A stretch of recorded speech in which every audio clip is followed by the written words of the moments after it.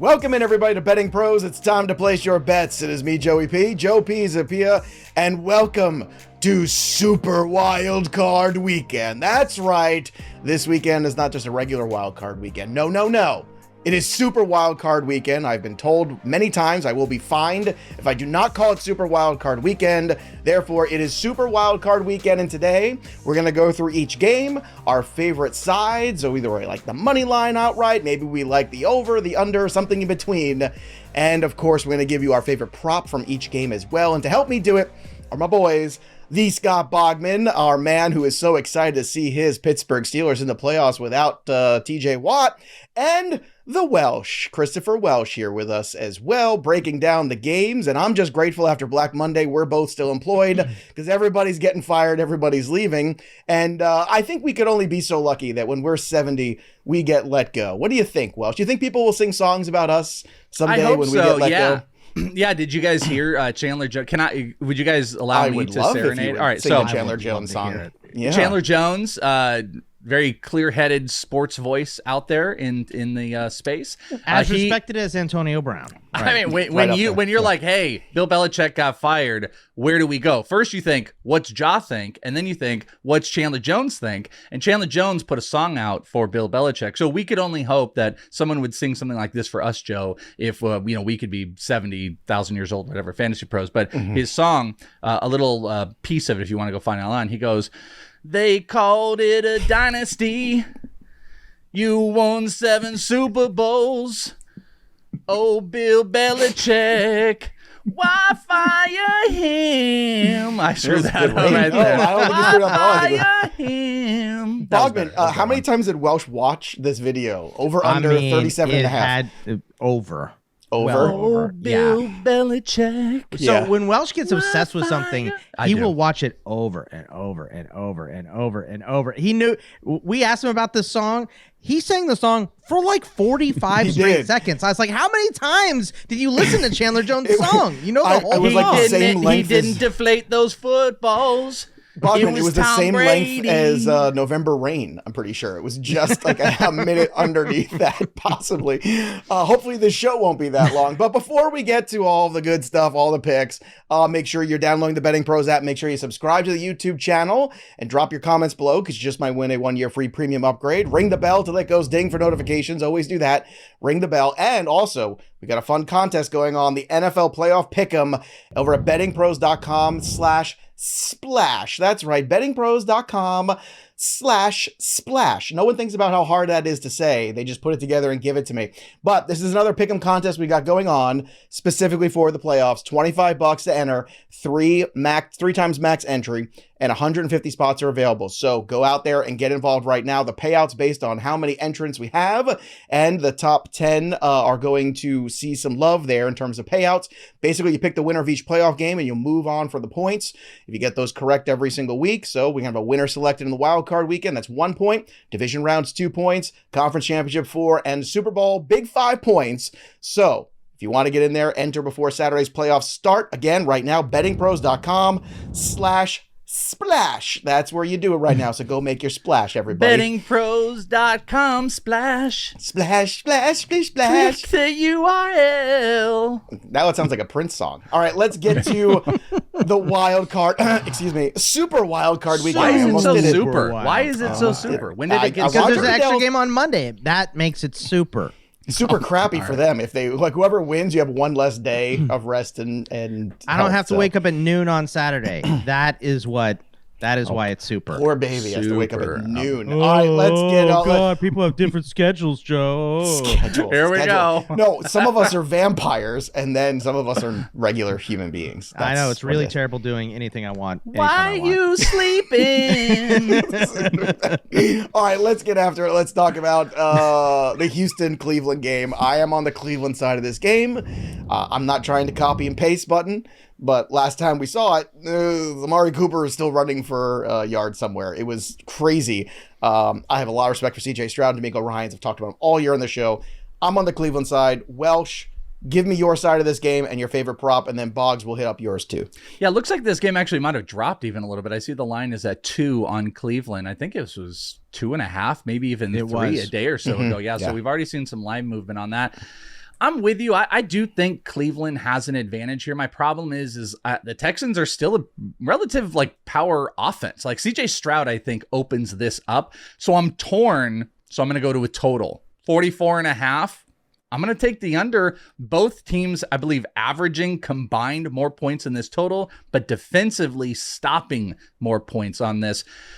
As much as I'm talking about Stroud here, got a lot of injuries. I don't know how Singletary is going to be able to get around the edges against the Browns. I also just don't know if the Browns are going to be this wildly effective team that are going to be scoring a whole bunch of points. So I think this game could stall a little bit, keep it on the ground for a tiny bit. 44.5, kind of a big number, I feel like, for a Browns game. So I'm not in love with this, but my side total over, it's going to be 44.5 under for this game. So you're going with the under. What about props we're attaching to this game, Welsh? What do you have in this one? Okay, so this is my favorite of all the props this week.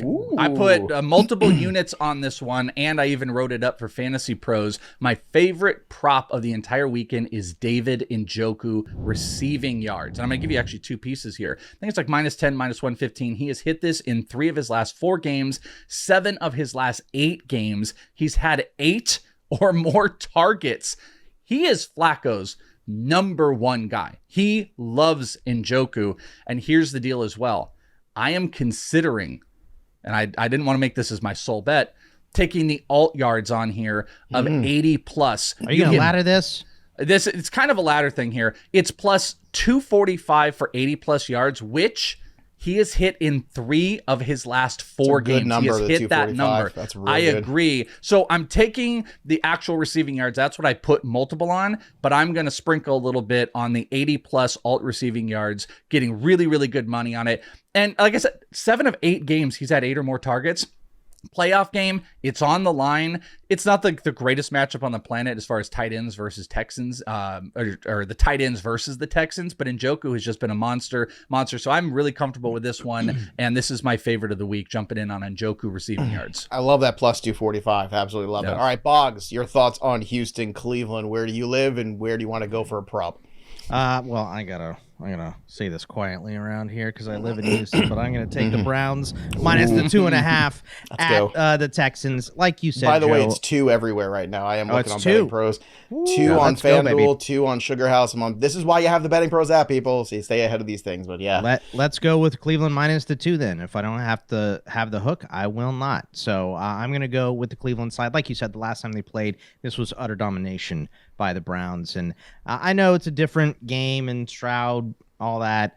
Bobby Slowick's a little bit distracted with all of his head coaching interviews. It's their first playoff game. I think I'm going to side on Cleveland, and Flacco is hot. And Flacco's, if you guys remember what happened last time, Amari Cooper set the Browns record for receiving yards against the Texans in their last game. His receptions prop is 5.5. I know it's plus money too because he's a little banged up coming in, but he said he would have been healthy enough to play last week. So I think he's going to be fine in this game. I do think he's going to smoke them again, and I think Flacco's going to be throwing the ball all over the place. So I kind of like the over. But I really like Cleveland laying the points, and I love this prop of Amari Cooper over 5.5 catches. I think the money is on the over, by the way. That's what I want to point out. I'm not advocating. I love my under. The public money and tickets are currently on the over, not an overwhelming amount. It was around 60 to 70% last that I saw. So I get that. That's why I'm not advocating that this is a slam bet for me on the total. I'm a little less comfortable, I'll be honest with you, with a lot of the actual game bets versus the props. Sides are tough in the playoffs. Yeah. I mean, these teams play hard, so they do. It's amazing to me too that it took Joe Flacco to unlock David Njoku after all these years. Like that, I'm still trying to wrap my brain around that. And if Joe Flacco if he wins, he's already gotten them into the playoffs, right? With a week off. If they win a playoff game, I mean, how do you not bring this guy back next year? And I can't believe how complicated that's going to be for everybody. Or somebody's going to knock on Joe Flacco's door and say, "Hey, forget that. Come play for us. We'll give you the starting job outright, or give you a chance to win it," because they're paying Watson all that money. It's crazy, but it's true. You know, look, a good brain and a rocket arm will take you anywhere in the NFL. That's what Flacco has. So. I think it would be a great position if there was a team that had one of those high picks and could bring in a Flacco and then have one of these young quarterbacks that were coming in, like, like a Patriots or just team. in Atlanta where everything is all set up. You just need somebody who can throw the football. They got defense. They got running back. I mean, drop them down Atlanta. The line is even good now too. So they got everything in Atlanta except the QB. All right. The one thing they're going to need in Kansas City is going to be heaters all over the place. It's going to be 0 degrees. Scott Bogman, Miami's going to have to travel to Kansas City. Let's talk about this game. Let's talk about the side you like, and let's talk about a prop that you feel good about because it's going to be cold. In Kansas City on Saturday night. And it's on Peacock, which I know everybody's super excited about. That they have to watch this game on the Peacock. No issue there at all. I have that one. I have that one too. We all have it, but I think we all roll our eyes. We're like, do we really have to do this? Let's see. My game is on CBS. I'm going to have to watch it on Paramount because DirecTV is in a fight with CBS. So anyway, I'm going to lay the points and take the Chiefs here. I think Miami has really done themselves a disservice by losing the last couple weeks, especially the last game, and going into the cold weather. We know the history of Miami playing in cold weather is not great. They put up a good fight against Buffalo last year, but they're too banged up. I don't like what's going on with the Dolphins right now, so I'm going to lay the points and take the Chiefs at home. And as far as the prop goes, I'm going to take Patrick Mahomes under 28.5 rushing yards. The Dolphins are actually 9th in rushing yards allowed to quarterbacks this season, and it's fewer than 14 yards per game. Plus, they lost Bradley Chubb a couple weeks ago. Andrew Van Ginkel went to IR. I just think they're going to Donovan Smith is back for the Chiefs. I just think they're not going to put a ton of pressure on Mahomes. He's going to have time to sit back and pick them apart. So I don't think he's really going to need to run in this game. So I'm going to take the under on Pat Mahomes rushing yards at 28.5. All right. I also think that besides the weather, there's only so many times you can lose big games with teams that are better than you. And to lose at home in that game in the fashion they lost to their division rival, I don't know, Matt. It is really hard to pump that air back into that balloon over and over and over again and keep coming up short. And it's a tough scenario for them to go and do this. I think Mike McDaniel's a good coach. They have a lot of talent on this team. I like Kansas City too. My favorite prop, just throwing that out there, is the over on Pacheco at 64.5 because those rushing yards are going to be needed. You're going to have to run the football a lot. It's going to be cold. It's going to be hard to throw the football at times. Mahomes has a rocket arm and all that stuff, but still, you got to run the football in the cold weather, and I think they're going to do just that. Welsh, your thoughts on this game in the chilly Kansas City realm that we're going to see it in? Yeah, I think you also kind of said it's going to be a little bit tougher for these teams to just air the ball out with how cold it is. I mean, they're saying this could be the coldest game in the history of the NFL that's been played, which is absolutely absurd. How can that be? What about the ice bowl and all those things? Wind chill. Yeah, they said the wind chill. Negative they were saying, 19. Yeah, I was about to say 20, essentially negative 20 it could be. So this could be the coldest game of all time. That is why I love the under in this. Maybe I'm going to just be eating my words at the end of the day because, listen, if guys can't tackle and move around properly, one guy gets away, a guy like Tyreek Hill, bam, you're gone, and all of a sudden points are scored. Dolphins do have some pieces in Achane and Tyreek Hill who are complete game changers, but they've never experienced any weather like this. Chiefs haven't experienced any weather like this. 4 of the last 5 Chief games, by the way, have hit the under, and I'm actually also interested, I'm just going to throw out the 21.5 first half under. So I'm going to take the full game under because of the cold, but I think this could be a really dramatic adjustment period in this game for these teams to get going. It could go the other way, of course, but under 3 touchdowns in the first half, I'm kind of into that one, but give me the full game under for both of these. And this is probably my favorite of all the ones we're going to talk about as far as sides and everything like that. And then your prop for this game, we're talking about Travis Kelce. Yes, I'm going to stick to the tight ends here, and I'm going to go with Kelce on this one. It is going to be harder to throw, but what's one of the things you're going to do when you're looking for safety net throws? You're going to get Kelce back involved in this. And yeah, and it could have some running backs as well. He has not hit this in the last 3 games, but he had hit this in 3 prior to this game. He has had 7 targets in 3 of his last 4 games, which I like. Early projections have got him over 60 yards. And according to PFF, the second best tight end defensive matchup of the weekend. Dolphins, they're giving up the second most points, fantasy points, as far as tight ends go over the last month. And I know that might not mean everything, but they're averaging over 60 yards per game to tight ends over the last month. So all I'm getting at is 3 weeks we have had a silent Travis Kelce that ends in the most important situation in the best safety net player you would have in a cold game like this. They can't just run the ball the whole time. And I don't know this is going to be like, the most insane storm or anything like that. It's just going to be crazy cold. It's a cold snap. Yeah. Get Kelce down the middle all game long. I'm going to take the receiving yards over, which I believe was 57.5. And I actually also parlayed both the tight end, little Saturday parlay for both of the tight ends receiving yards. And if you even want to play it down to like, you could do the 50-50 on both just to not take the edge on the top. You can do that, but I will go Kelce receiving yards for my other Saturday prop. God forbid the NFL say, oh, you know what? We got 2 games on Saturday. One's going to be minus 20-something wind chill. Maybe we should play that one during the day. We'll flip-flop the games, for all those people who have to go and attend it so they don't, freeze and lose limbs and things like that. Because the other game's in Texas. It's not like that would have been a hard The lift. article I read, too, was like, it's going to be the worst for the fans that are out there because they're going to be feeling that wind chill. It's always the worst for the fans. Yeah. Especially they have to watch Kadarius Toney try to catch a ball. All right, let's go to the next game. It's going to be frozen. He's going to be like one of those Fortnite characters with just ice on his feet and his hands, and it won't catch anything. Frozone. That's what he's going to be. Frozone from The Incredibles. All right, let's go. Pittsburgh, Buffalo. Here we go. Let's transition into the Sunday games. We got 3 games on Sunday. This is Scott Bogman's nightmare, folks. This is it. We're living it. It's in real time. The Bills have a big number here to cover, Welsh. So let's talk about this number here. Let's talk about the Pittsburgh Steelers and the Buffalo Bills, who found themselves at the end of the day atop the AFC East after all of the drama of the season. So what do you think of this game, and what do you think you want to put along with it as a prop? I know I was going over again on Josh Allen's passing yards because to me that's the way to go. What do you think?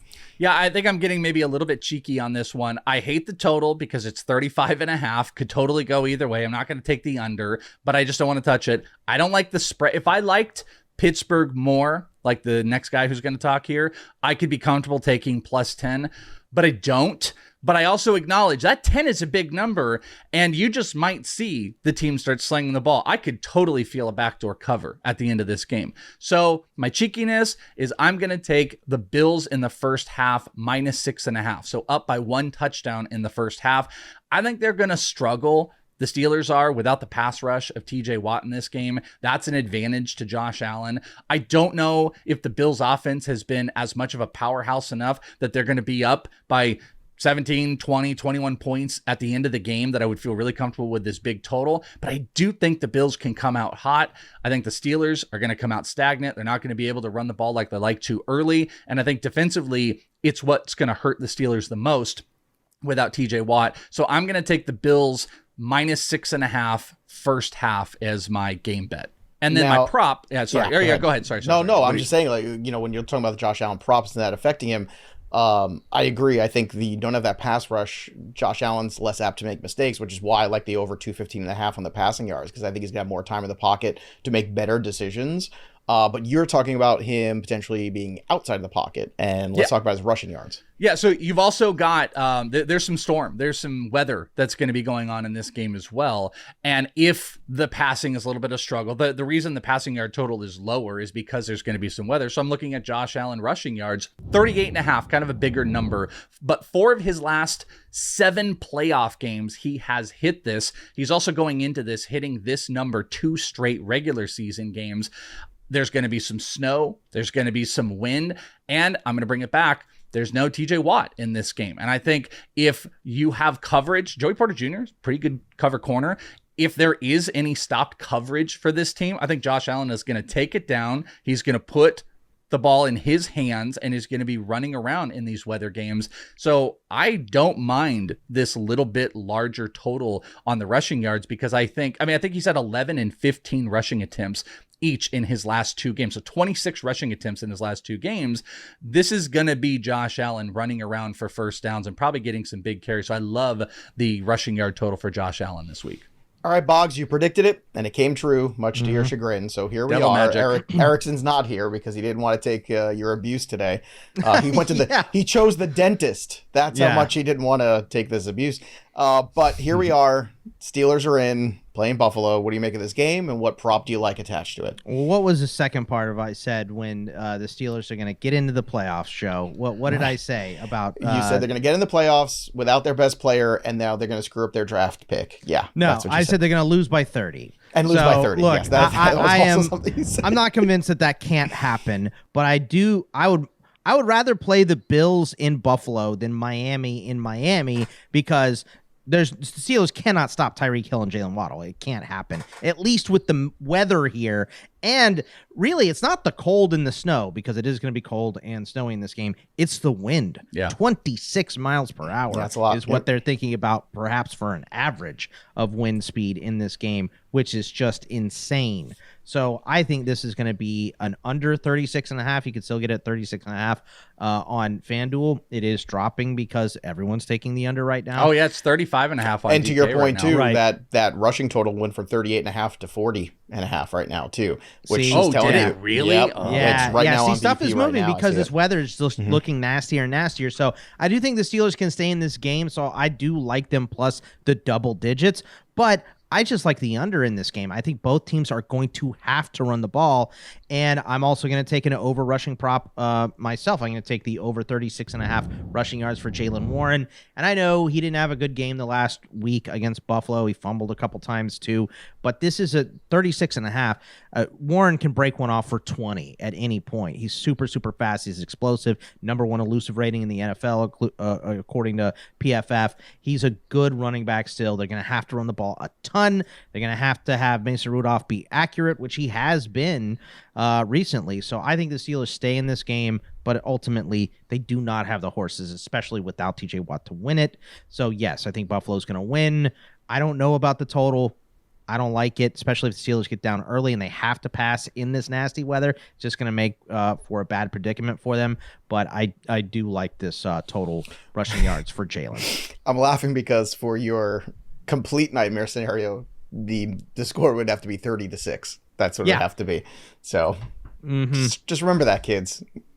Saturday afternoon. All right, let's get to the next game here, because we've got two more Sunday night. I love you. That have big time totals, and I'm excited about these more than you'll ever know. That's how much I love you. Green Bay, Dallas. Let's go. We've got the Mike McCarthy narrative, I guess. That's fun for some people, but I don't care. Dallas at home has been tremendous all season. Big total. Certainly Dallas favored by 7 feels about right. Green Bay on the money line if you like the upset. And Green Bay, oddly enough, sometimes in these games, like nobody gave them a shot to win on Thanksgiving, and they kind of shocked the world there. Like, you can't put it past the Packers. It makes them a little dangerous. So, Boggs, all of that being said, where do you stand on this game, and what prop do you like? Give me the over. I want the over. Green Bay at Dallas, over 50.5. Look, I know Green Bay's defense played well last week against Chicago. I do not care. Chicago's offense is not good at all, even with Justin Fields right now. Dallas is rolling. I think there's going to be a ton of points put up in this game by Dallas. Green Bay, I'm not sure. Jordan Love has been on a heater. So I don't want to not, like you said, Joe, I don't want to pick against the Packers because they have been playing so well in this stretch to get into the playoffs. So just give me the over. And as far as a prop, give me a Jayden Reed anytime touchdown. It's plus 170 right now. He has 10. He has 8 through the air, 2 rushing, plus a bunch of 2-point conversion attempts have been focused on him as well. They draw up a ton of plays for him near the goal line. So, and they're going to be losing, I assume, and coming back. Hopefully he can have one before that, but if not, more opportunity for him there as well. So Jayden Reed anytime touchdown is one of my favorites this week, and getting plus 170. I normally like double number on anytime TDs, Still, but that's a good number. That one is, I think it's a great number for Jayden. I'm still a little sour, though, because last week this is the only thing I got wrong on the prediction show in FP. I was 4 for 5, and the one thing I got wrong was a Jayden Reed touchdown. I even had Jonathan Taylor over 100 yards against the Texans, and Erickson was telling me that I had completely, fallen off the wagon, had too many drinks, and that was it. And I said, no, they're going to put the ball in Jonathan Taylor's hands, and sure enough, he won for 188. All I knew was a Jayden Reed touchdown. I couldn't get it. Hopefully we get it today, or should I say Sunday. That's a good number, plus 170. I think you still invest in that one. I'm with you 100%. Welsh, how do you see this one? Dallas, Green Bay. Does Dallas revert yet again to the Dallas Cowboys who underwhelm in big spots, or at home, this is a different Dak-led Dallas team? No, I mean, Boggs has almost the exact same stuff that I put on. I have the over in this game. This is a clear-cut one to me. Packers defense has been bad. Cowboys are going to score a lot of points, but Jordan Love slings the ball. They sling the ball, and I think they're going to put up some backdoor points. So I love the over 50.5. And my prop is also on Jayden Reed, but it's not anytime touchdowns. It's the reception prop. Now, things are moving a little bit, but as I checked this last night, 4.5 was plus money, plus 105 on DK for his receptions. Reed has hit those 5+, 4 of his last 5 games, and 7 of the last 8 wide receivers up against the Cowboys have had 5 receptions or more. So they've hit this prop. Jayden Reed is the explosive guy. They need the ball in his hands. They're going to be playing from behind, I expect, most of the game. So I love Jayden Reed receptions in this one. And that's kind of where Boggs and I are both at. I think there's a lot of things you could play. If I like receptions, he likes touchdowns. I would also probably say that yards are in play. So I might even screw around and do a little same game parlay, little receptions, maybe you have 4 receptions, touchdown, 50 yards, and anytime touchdown, and see what that baby looks like. By the way, this is why I use the BettingPros app, because I'm looking on it right now, and you mentioned that line being at what, plus 105? It was plus 105 on DK. You can get a plus 116 on the 4.5 over on FanDuel. Betting Pros, that's what you get. All right, let's go to the next game here. This is the one I like the most. The Jared Goff, Matthew Stafford game, get all those pieces back together. And if anybody knows the weaknesses of Jared Goff, I guarantee you it is Sean McVay. And I believe Sean McVay is going to expose him. I love the Rams in this game so much, Welsh. I'm going to be so disappointed if the Rams let me down, but I love the Rams. I'm sorry, Detroit fans. I know we're finally getting nice things. The total is huge for this game. Welsh, how do you see this one shaking out? Yep, I am with you. I like the Rams in this one. I have the +3. I kind of like the idea of it is +3, right? Yeah. They're getting plus still, money. Yep. And plus 140 on the money line. I was about to say, if I'm being a smarter play here, I'm probably going to take money line. You know what? I'll just flip that bad boy. I'm going to flip it to the money line. We're going to go plus 140 Rams money line. I think the defense is better. I think the offense is going to be clicking. Better running back. And I'm going to throw this on this side. Better running back, quote Jahmyr Gibbs and Montgomery, pretty damn good. But I'm going to throw this over to you. My second favorite of the props. I've been giving you all these different prop numbers. I bet it immediately before it moved. I love Matthew Stafford's passing yard total. I locked it in last night. 274.5 was the number. He has hit this in 4 of his last 5 games. And guess what? Lions giving up the most passing yards in the NFL over the last month. And revenge narrative. Always revenge narrative. He's going over 300. So I love the passing yard prop for Matthew Stafford in this game. I love the idea of Matthew Stafford going in and just, giving the big Godfather kiss and then sticking the knife in. It feels very Italian, this whole game for Matthew Stafford. I really like it a lot. Boggs, am I getting too narrative-y? Or do you think... Go get your shine box. Hey, don't you tell me what to do. You just got out of prison. Detroit -3. I'm taking the Lions here. Okay. Yeah, look, I understand what you guys are saying about Sean McVay and Goff, but there's no revenge game there. Stafford wanted to be traded. It's not a revenge game for him. Yes. He loves Detroit. Back in Detroit, and he gets to win in Detroit? Oh, he won a Super Bowl with the Rams. They didn't give up on him. He wanted to be traded. So, look, I think you're going to see the Lions offense show up in this game. I like the over. I like Detroit laying the points, but I think this is going to be perhaps the most fun game of the weekend because I think there are going to be so many points scored in it. But my prop, give me Cooper Kupp. Over 68.5 receiving yards. Like the Welsh said, the Lions secondary has been abysmal. And over the last 3 games, they're giving up 351 yards per game. The next highest in average is the Saints at 309. So it's by 40 yards. I expect the Lions to be winning. I expect that offense to be humming and clicking. And I think the Rams are going to have to play comeback. And if that is the case, then give me every over for the Rams in terms of receiving. All the passing yards for Stafford, like Welsh said, Cooper Kupp, Puka Nacua, Higbee, whoever you want. I like the overs in this game just overall. Big number, 51.5 I see on DK right now. So yeah, and we see a lot of these, this year. The big numbers have not really come in. A lot of times they have fallen short. I understand, but in one place, Ford Field. I was going to say, except in one place, Ford Field. Yeah, and their defense has been so terrible. So I still think Aiden Hutchinson makes a big play in this game.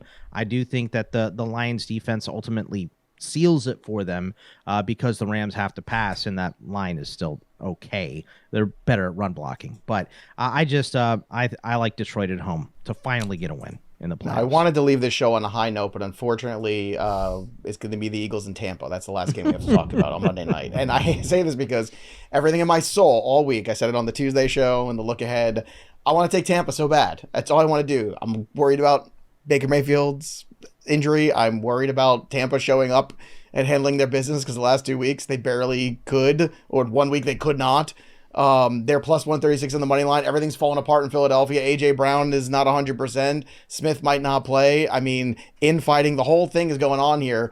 Boggs, see if you can convince me to do something about this game because I want to get in on it, but I kind of feel like I'm going to continue just wait and see the first opening drives and see which team looks good and then just live bet it because I cannot stand this game the way it's structured right now with these teams coming into the situation. And this is the movable object meets the stoppable force here. Something like that. So miserable. That's a Welshism if ever there was it, one. It really is. Yeah, absolutely. I still don't know how that saying goes. I can never say it right. I'll never be able to say it right. Ever. Like, unstoppable force meets the immovable object. Yeah. Against the objects that. Yeah, you tell me now. With. That's fine. You can it's tell like me now. Killing Ask me in 2 hours with a bush or whatever it is. Yeah. Objects in the rearview mirror. I'll be like, closer Bill Belichick. Oh, no, don't, please. Give me the Bucs money line. Okay. Philly's been miserable. You're getting plus money, plus 134. They can't stop the pass at all right now. It's all the Bucs do is pass in short runs to Rachaad White and throw him the ball. It's the same offense. Like I said, going into the season, it's the same offense that they had with Tom Brady, just way less effective because Baker is running it, right? But he still runs it, and Philly can't stop anything right now. I have no faith in them.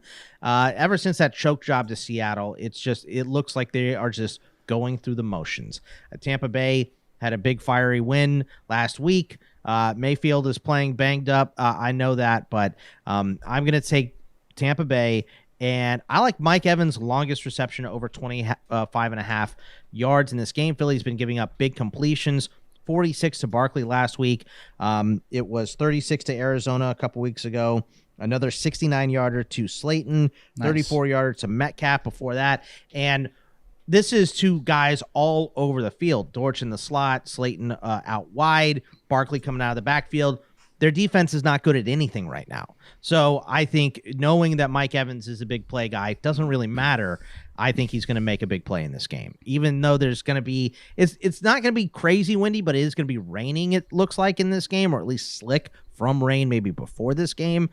Maybe a defensive back falls down here for him. I just think Mike Evans gets a big play in this game. You're probably right, Boggs. I mean, everything should say that the way the secondary for the Eagles is played, that Godwin and Evans should all be overs. Maybe even Kate Otten, too, with the way things have gone for this team. But I don't know. It's just that something different about the playoffs. I understand, and they're at home. I get it, but I think you're right. I cannot trust Philly.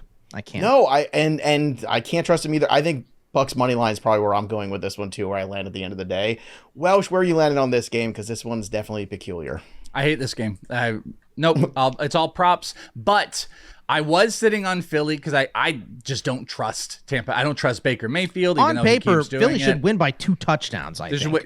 They should win before the game starts. It should. But they have been playing so bad, and they're chasing their tails, and there's a lot of just crap with it. So my initial thought was, all right, maybe I just take Philly -3.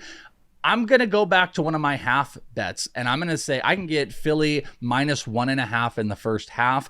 I think Jalen Hurts could potentially control this game in the early onset. They may end up losing it. This is why I want to take a half. So I'm going to take Philly -1.5 first half. Maybe a field goal gets me over. The line, I think, the total points is 20.5, and I just don't quite trust where that's going to go. So give me Philly in the first half for a little bit of domination. And I love, and I've been doing it all season long, my Rachaad White receiving yards bet has been a prop I've consistently been on. It's 24.5. I think he's going to be critical to this game.